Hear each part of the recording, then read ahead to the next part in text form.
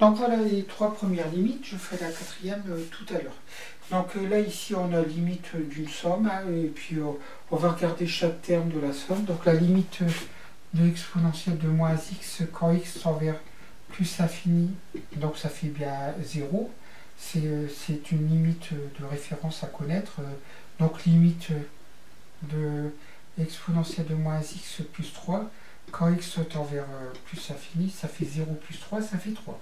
Ça veut dire que la droite d'équation y est égale à 3 est asymptote, donc à la courbe représentative de la fonction définie par exponentielle de moins x plus 3, si j'appelle f cette fonction ACF. Voilà, donc ça c'était vraiment un exemple très très simple, hein. Donc on continue ici, donc là je vais calculer la limite de x exponentielle de x quand x tend vers plus infini. Donc ça fait plus infini. Et puis la limite de 3 sur x quand x tend vers plus infini, ça fait 0. En utilisant le théorème sur la limite d'une somme, on a la limite de cette fonction-là, que je vais appeler alias de x, quand x tend vers plus infini est égal à plus infini.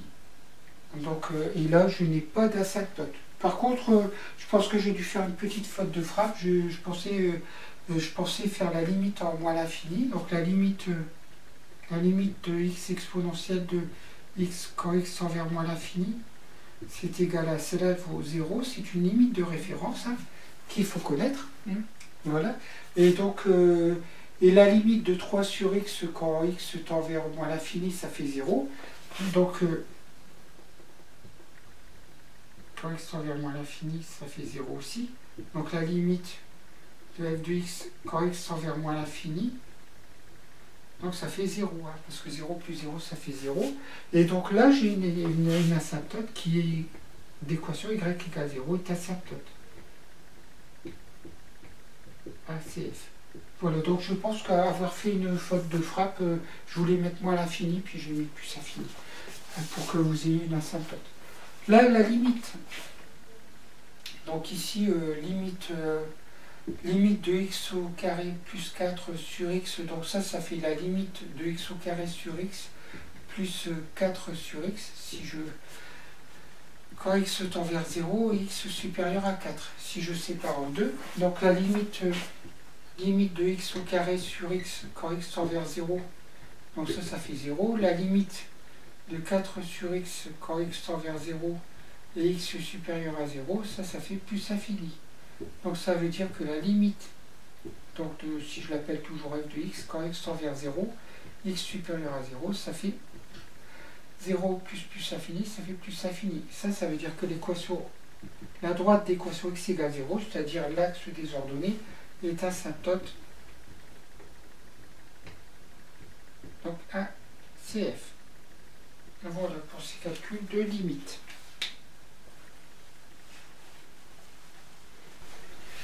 Donc là, on a une limite à calculer, une limite qui est sous la forme d'un quotient, avec le numérateur qui vaut 3, donc on connaît son signe. Voilà, et on va regarder la limite du dénominateur, donc la limite de l'exponentielle de x moins e, quand x tend vers 1. Donc ça fait, en fait, ça fait exponentielle de 1, donc e moins e, donc ça fait 0. Et x, ici, quand x est plus petit que 1, étant donné que la fonction exponentielle, elle est croissante, hein, donc en fait, cette exponentielle, donc si x est plus petit que 1, exponentielle de x va être plus petit que e. Donc en fait, ici, on va avoir, comme je vous ai dit tout à l'heure, un 0 moins. Parce qu'on va avoir quelque chose de plus petit que, parce que la fonction exponentielle, elle est strictement croissante. Donc ici, donc j'ai la limite. La limite, si ça j'appelle n de x et ça d de x, j'ai la limite de n de x qui est égale, quand x tend vers 1 et x plus petit que 1, bon, on s'en fout, ça vaut toujours 3. Mais là, la limite de d de x, quand x tend vers 1 et x plus petit que 1, donc ça fait 0, et puis on a un 0 moins. Et ça veut dire que la limite donc, de f de x quand x tend vers donc, 1 et x plus petit que 1 est égal à moins l'infini. Et donc ça veut dire que la droite d'équation x égale 1 est asymptote à la courbe représentative de f. Donc voilà pour cet exercice.